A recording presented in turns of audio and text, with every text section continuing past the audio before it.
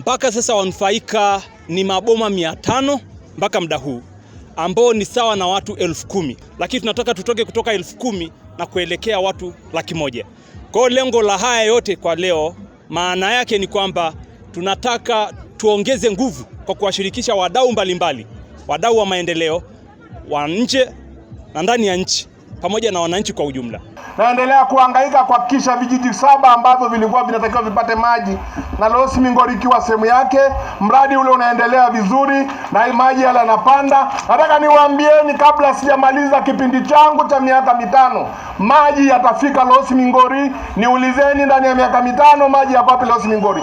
I came to this village with a couple friends to drop off toys and food, and he quickly told me that I don't want toys and food, I need water.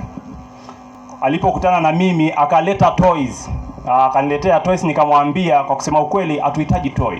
Tunachohitaji hapa leta toy na chakula. Nikamwambia tunachohitaji hapa ni maji. Nao baadhi ya vijana washiriki wa mbio hizo wamefurahishwa na tukio hilo la kipekee kwa mara ya kwanza, wakishiriki mbio za riadha ndani ya mavazi ya utamaduni, wanawake kwa wanaume.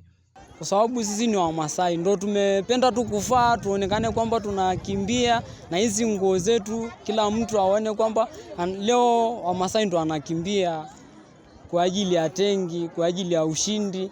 Yaani matengi hizi inatusaidia kukinga ile maji ya mvua, ili ubajeti iwe project ya baadaye, ili usihangaike tena.